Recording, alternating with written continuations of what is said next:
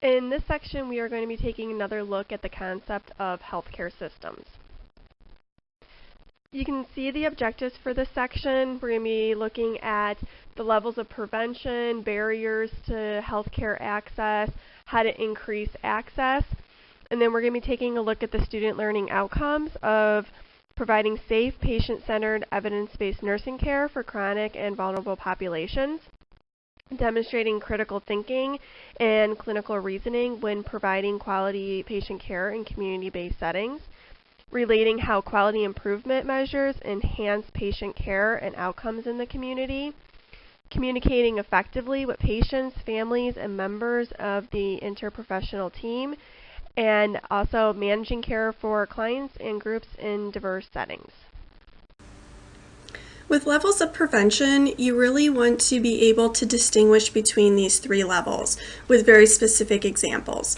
So definition-wise, primary level of prevention is you are trying to stop a disease from ever occurring in the first place.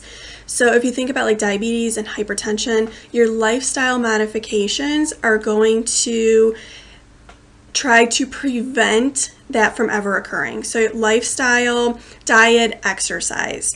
Those are really good examples of a primary level prevention. Secondary level prevention, it's twofold. So you want early detection. Some examples are like your breast self-exams, your testicular, skin assessments. Again, you're trying to detect something very early on for better outcomes. The second part of that definition for secondary is you're trying to address a high-risk population because they are going to be more prone to certain diseases. So you're going to try to work with them a little bit more aggressively to improve outcomes as well. Tertiary level of prevention is the disease is already diagnosed. So now the goal is you are going to minimize complications and try to improve outcomes. Hospice and palliative care are also a part of tertiary level of prevention. So what we're going to do in class is we're going to go a little bit more in detail with some specific examples, but what I really want you to do is start thinking about some of the disease processes that you've already covered in your nursing education, and how would you educate based on these three different levels, because they are very distinct and very specific, and you do have to be able to distinguish them. This comes up on every exam, starting with exam 1 all the way to the final, so you really have to have a very good understanding of this. When we take a look at access to healthcare, we want to look at two different aspects. First, we're going to be looking at the barriers to access to healthcare, and then also ways to increase that access to healthcare. So you want to know what the difference is between uninsured and underinsured individuals. Uninsured people are those individuals that have no access to healthcare coverage. Underinsured means that they do have coverage, however, either the coverage has very high copays and deductibles, so they have limited finances in order to cover those costs, and also it may be that they may not have prescription coverage, so their healthcare coverage is insufficient to meet their needs. In taking a look at barriers to access, there are a couple different things, like you could see. The first one is lack of health insurance.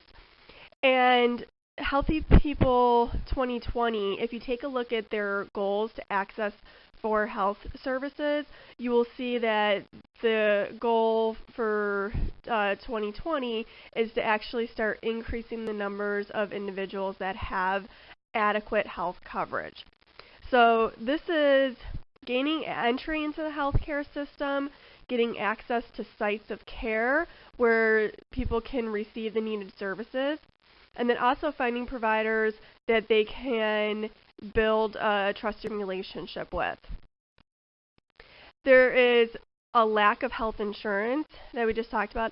I also want you to take a look at the U.S. Census Bureau report that is listed in your syllabus. It is focusing on the health insurance coverage in the United States for 2013. This is more recent than what is in your textbook, and you can kind of see the difference in the statistics. So in 2013, there were almost 13.5% of the population was uninsured. This is actually a little bit lower than what the textbook states. And then also the number of children that were uninsured decreased slightly and is now at around 7.5%. What is interesting is the age group that is the most likely to be uninsured are actually young adults between the ages of 19 and 34. And this actually accounts for a little over 38% of the population that is uninsured. So very significant as far as that age group is concerned in meeting their needs, their healthcare needs. Then also taking a look at the lack of the usual sources of care. And this is taking a look at, your textbook does mention the patient-centered medical home in box 46.3 on page 2605. So do take a look at that because that is the ideal that we are trying to achieve.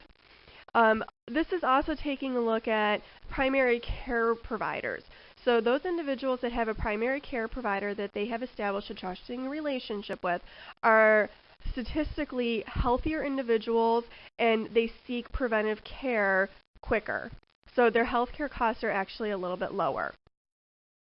There's also the barrier of perception of need. Individuals, if they feel that it can kind of go twofold, either they feel that they do not need to seek medical care as far as preventative health services, or they feel that they want to actually access the most extreme source of care of the emergency room to bypass either urgent care centers or primary care physicians. So their perception of need is going to influence their access to health care as well.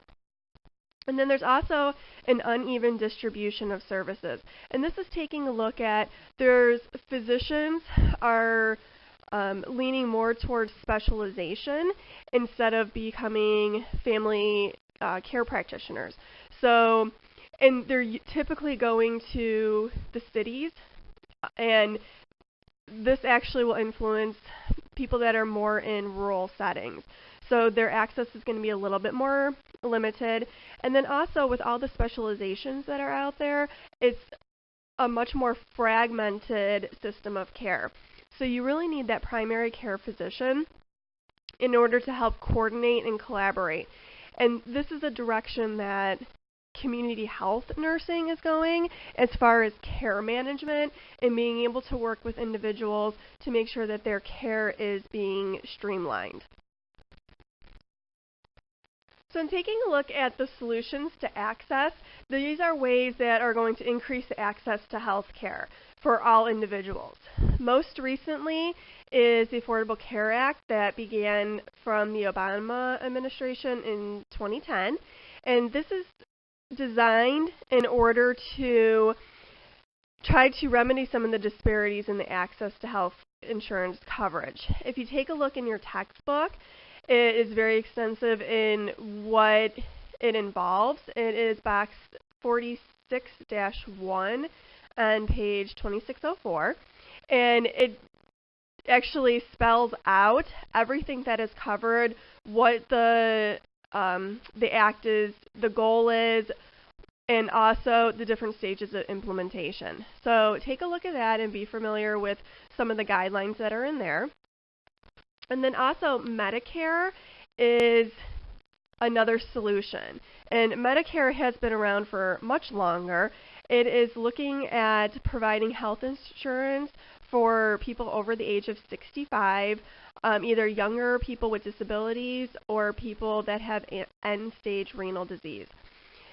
In order to be eligible for Medicare, either the individual or the spouse needs to have been employed and contributed to Medicare taxes for at least 10 years. in order to be eligible for Medicare. There are different parts of Medicare, and again, take a look, box 47-3, it's page 2627, and it actually does spell out, there are 4 parts, A through D, and what each part actually covers. So Medicare Part A looks at hospital insurance covering inpatient, home health, skilled nursing facilities, and hospice. Medicare Part B is more of the medical insurance.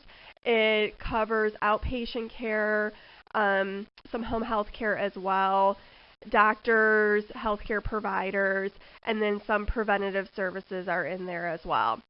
Part C is optional. It actually takes the place of Part A and B, and it's a private insurance company option. And then Medicare Part D, again, it is an optional. It is prescription drug coverage.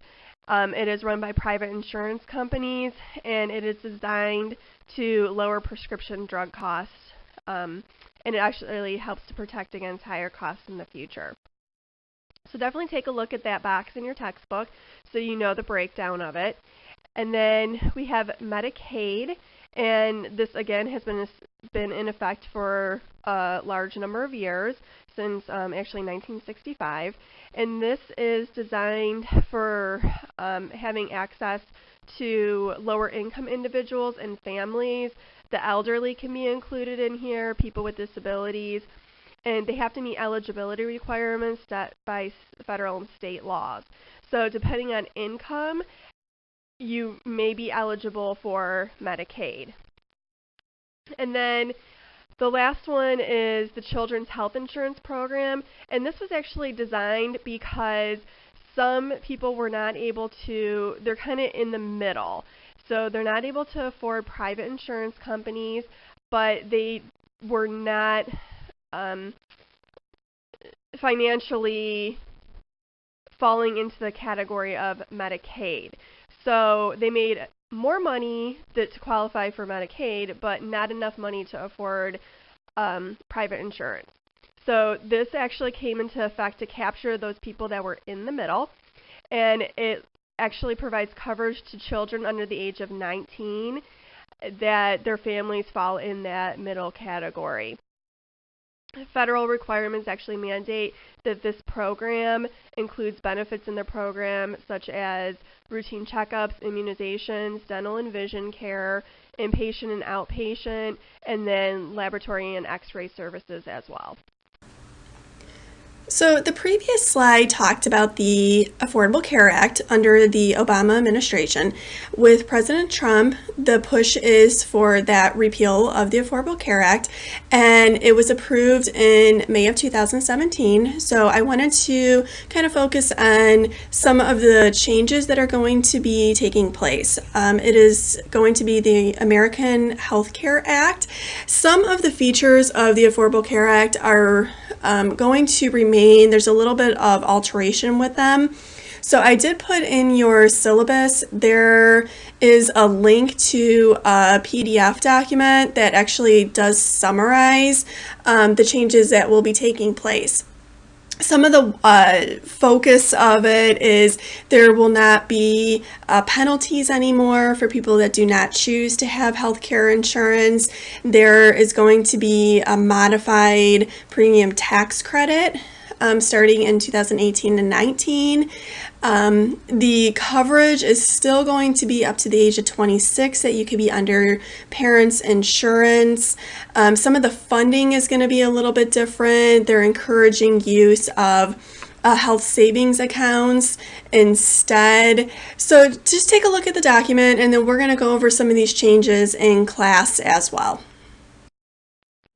This is a chart that does focus on the differing features of Medicare and Medicaid, just so it's a nice visual so you can see where the funding source is coming from, whether it's a federal or state driven initiative, who benefits, and then what those benefits include.